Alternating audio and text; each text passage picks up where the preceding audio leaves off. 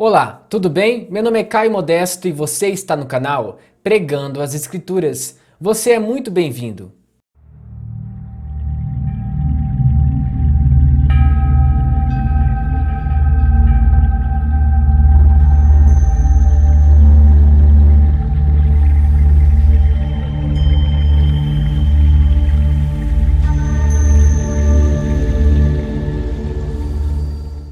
Tudo que vai ser analisado nesse vídeo referente às composições, nós procuramos base bíblica e também coerência para que possamos trazer a verdade para vocês e também abrir os olhos de algumas pessoas que cantam qualquer coisa sem ao menos analisar a letra. E a primeira música é de Marquinhos Gomes, que se chama Não Morrerei. Não morrerei enquanto a promessa não se cumprir. Quem tem promessa de Deus não morre não.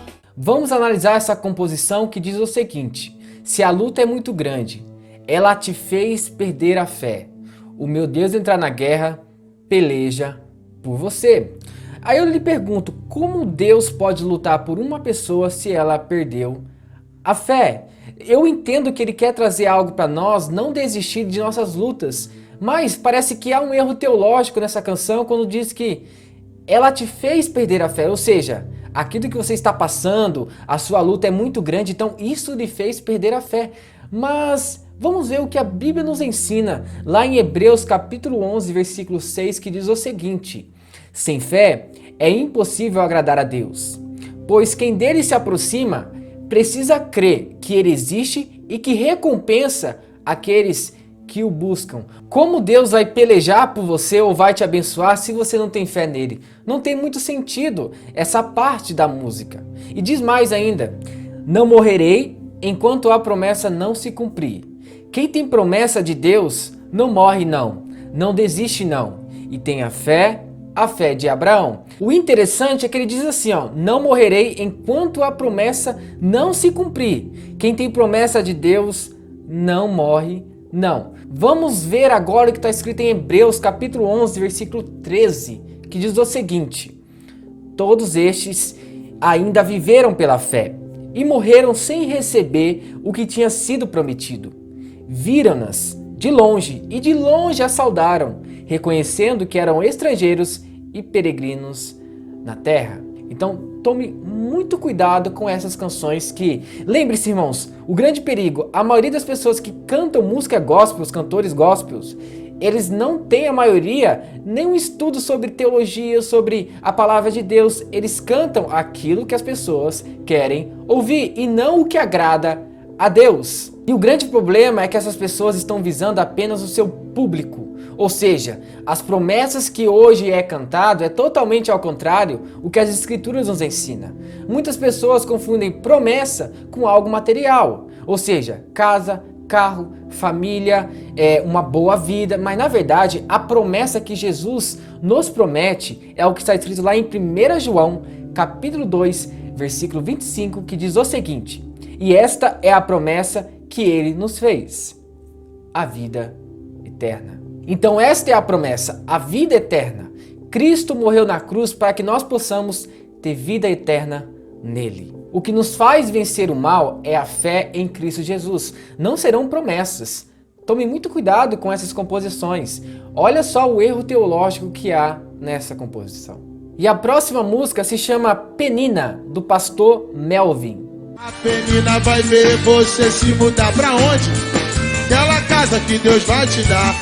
Penina vai ver o seu marido cantar. Antes de começar a analisar essa letra, vamos entender o significado de Penina.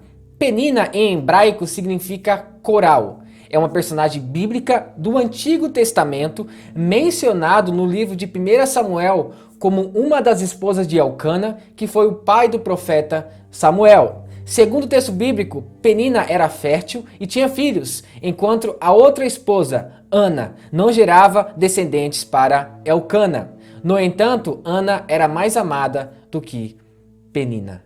Agora vamos analisar essa composição que diz o seguinte: a Penina vai ver você casar, vai comer o docinho da festa e vai me elogiar. A Penina vai ver o seu marido voltar. Penina vai ver você viajar. de um lado para o outro, para lá e para cá. O playback do Melvin naquele lugar. A vitória de Deus vai chegar. Está bem claro nessa composição o egocentrismo, ou seja, o homem é o centro de tudo, o seu ego é o centro de tudo, e não a vontade de Deus sobre as nossas vidas. Está bem claro também que para a pessoa ser vitoriosa nessa canção, é obrigatório humilhar a outra pessoa. Aí está o grande perigo, aonde nós somos centrados e não Jesus. Só que a palavra é muito claro lá em Daniel capítulo 10, versículo 12, que diz o seguinte: e ele prosseguiu: não tenha medo, Daniel. Desde o primeiro dia em que você decidiu buscar entendimento e humilhar-se diante do seu Deus, suas palavras foram ouvidas e eu vim em respostas a elas. Ou seja, quando nós deixamos de lado nosso orgulho, nossa ganância e humilhamos diante de Deus, Deus ouve as nossas orações. Mas aqui está bem claro que a pessoa está humilhando outra pessoa para ser exaltado. E isso é antibíblico. E tem uma outra passagem que vocês conhecem muito, que está lá em Mateus, capítulo 23, versículo 12, que nos diz o seguinte: pois todo aquele que a si mesmo se exaltar, será humilhado. E todo aquele que a si mesmo se humilhar, será exaltado. Então não devemos humilhar ninguém para que nós tenhamos vitória em algo, mas é Cristo que deve nos exaltar. E a próxima composição se chama A Vitória Chegou, de Aurelina Dourado. Chegou a prosperidade, o deserto acabou. A composição diz o seguinte: disseram para você que tudo acabou, que a prova te venceu e Deus te abandonou. Promessa não tem prazo de validade. Mensagem negativa não vem do Senhor. Vamos analisar essa parte que diz que mensagem negativa não vem do Senhor. Lá em Atos capítulo 21, versículo 10 até o 13, diz o seguinte: depois de passarmos ali vários dias, desceu da Judéia um profeta chamado Ágabo. Vindo ao nosso encontro, tomou o cinto de Paulo e, amarrando as suas próprias mãos e pés, disse: assim diz o Espírito Santo, desta maneira os judeus amarrarão o dono desse cinto em Jerusalém e o entregarão aos gentios. Quando ouvimos isso, nós e o povo dali rogamos a Paulo que não subisse para Jerusalém. Então Paulo respondeu: porque vocês estão chorando e partindo o meu coração? Estou pronto não apenas para ser amarrado, mas também para morrer em Jerusalém pelo nome do Senhor. Mas espera aí, mensagem negativa não vem do Senhor? É claro que vem. Deus é o nosso Pai, então Ele traz boas notícias e más notícias. Lembre-se, a palavra evangélico traduzido significa boas novas. Para que nós possamos ter boas novas, tem que haver más notícias. Então como assim? Notícia ruim não vem do Senhor? É claro que vem. Quando Deus exorta nós ficamos tristes e nós achamos que é notícia ruim ou mensagem ruim, mas na verdade é Deus exortando os seus filhos. Mensagem negativa vem do Senhor, sim. Mensagem negativa vem, mensagem positiva vem. Deus é soberano, Ele pode fazer o que quiser em nossas vidas, então devemos aceitar tudo aquilo que vem do Senhor. Cuidado com essas composições. Não é só porque é bonita, que tem um fundo legal, que vocês devem cantar. Analise e vejam na Bíblia se é coerente aquilo que Deus nos deixou escrito. Vamos ir adiante ainda. Mensagens negativas não vêm do Senhor, né? Então vamos ver o que está escrito lá em Mateus capítulo 17, versículo 22 e 23, que diz o seguinte: ora, achando-se eles na Galileia, disse-lhe Jesus: o Filho do Homem será entregue nas mãos dos homens, e matá-lo-ão, e ao terceiro dia ressuscitará. E eles se entristeceram muito. Foi uma má notícia para eles, foi uma mensagem negativa para eles. Mas como assim uma mensagem negativa não vem do Senhor? Analise os seus conceitos e verifiquem aquilo que vocês cantam. Mensagem negativa vem do Senhor, sim, mas lembre-se que tudo aquilo que Deus nos mostra e nos fala é algo bom para nós, mesmo sendo negativo. Vamos continuar, diz assim a letra: a vitória chegou, a vitória chegou. Deus entrou na sua vida, a história mudou. Chegou o tempo de cantar e o de chorar passou. Chegou a prosperidade e o deserto acabou. chegou. Deus entrou com providência. A vitória chegou. O que nós vemos nesse refrão é o grande perigo da teologia da prosperidade. A igreja moderna está afundando aos poucos. Por quê? Hoje em dia, um cristão não pode ser pobre, um cristão tem que ser rico. Um cristão não pode ter um carro qualquer um, tem que ter o carro do ano, tem que ter uma casa nova, uma casa boa. Irmãos, é claro que isso é muito bom, mas nós não devemos colocar isso nas canções, porque todo louvor e adoração é para Deus, não é para falar o que desejamos ou o que queremos. Devemos elogiar a Deus, porque a palavra louvor significa elogio, ou seja, nós vamos elogiar quem? A nós, pecadores? Vamos elogiar a Deus, porque só Ele é digno de todo louvor e adoração. Nessa composição diz que nós não devemos aceitar a nossa derrota. É muito engraçado que parece que nós somos super-heróis. Nós somos as pessoas mais fortes do mundo, nossa vida é mil maravilhas e nós não devemos aceitar nossa derrota. Irmãos, nós vemos muito claro que esse aqui é um evangelho fraco, um evangelho leproso, onde o crente não pode ficar doente, o crente não pode estar passando por dificuldade.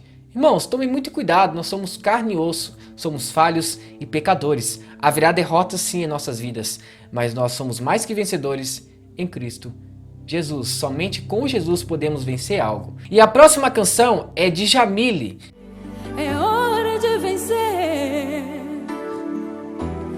Essa força vem de dentro de você. A composição diz o seguinte: acredite, é hora de vencer. Essa força vem de dentro de você. Você pode até tocar o céu se crer. Nessa composição tem algo que me chamou a atenção, que diz que essa força vem de dentro de você. Isso me lembra o que está acontecendo nos dias atuais. Os famosos coaching, pregadores, que incentivam a pessoa que ela pode vencer tudo com a força do seu braço, que tudo é possível se ela crer. Mas esse crer não está em Cristo, está em si mesmo. Novamente nós estamos vendo aí o egocentrismo, aonde a força vem de dentro de nós, com as nossas próprias forças. Mas aonde Deus está nessa história? Será que nós podemos fazer algo se Deus não estiver nesse projeto, nesse sonho? Então vamos analisar mais em diante essa composição. Isso me faz lembrar a confissão positiva, quando você começa a determinar tudo em sua vida, que na verdade quem determina algo é Deus. Toda força vem de Deus. Vamos ler o que está escrito lá em Salmos 28, versículo 7, que diz o seguinte: o Senhor é minha força e o meu escudo. Nele o meu coração confia e dele recebo ajuda. Meu coração exulta de alegria e com o meu cântico lhe darei graças.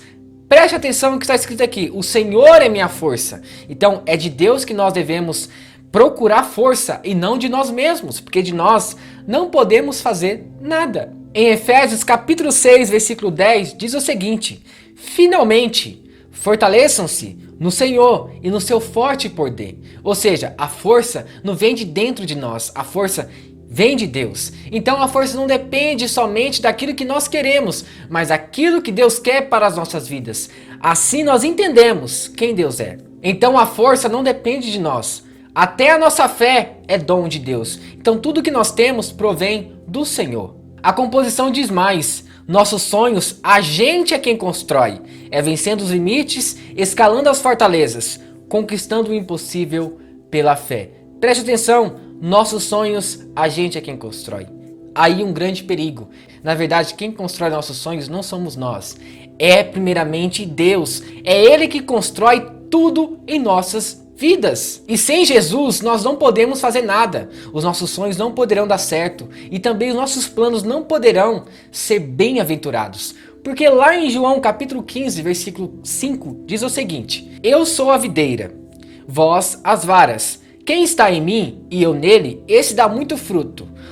Porque sem mim nada podeis fazer. Ou seja, o seu plano, o seu projeto, os seus sonhos, não é você quem constrói.